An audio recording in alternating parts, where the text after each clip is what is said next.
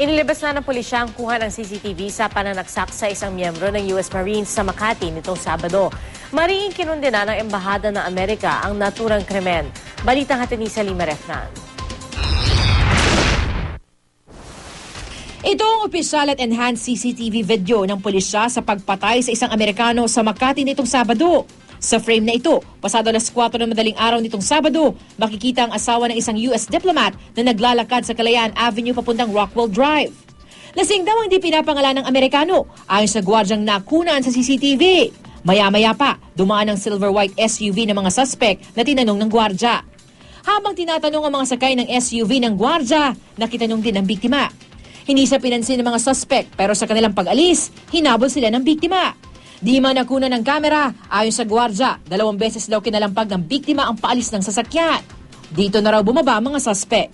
Ang isa, itinulak ng biktima at dito na raw sumiklab ang gulo. Sa puntong ito raw sinaksak ang biktima pero hindi na namin ipapakita ang video. Tinangkang tumakbo ng dugo ang Amerikano pero kinuyog siyang muli bago iwanan ng mga suspect. Sa frame-by-frame analysis ng pulisya, ang suspect na ito na may hawak ng panaksak, kinilala bilang si Juan Alfonso Abastillas. Malinaw na malinaw po, ang tanging may hawak lang po ng patalim ay ang nagngangalang Juan Alfonso Abastillas. Naaresto rin agad ang mga suspect sa may Estrella Street palabas na ng EDSA. Sa kanilang 4, si Abastillas lang ang nakita ang may sugat sa kamay.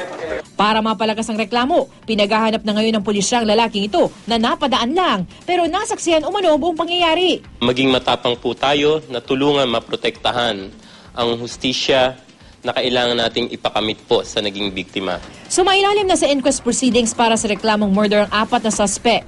Hinihintay na lamang ang resolusyon ng piskal matapos i-waive ng mga suspect ang karapatan nila para sa preliminary investigation. Kinondena ng US Embassy ang pananaksak sa biktima na isang miyembro ng US Marines. Namatay siya sa ospital dahil sa mga tinamong sugat. Salima Refran, GMA News.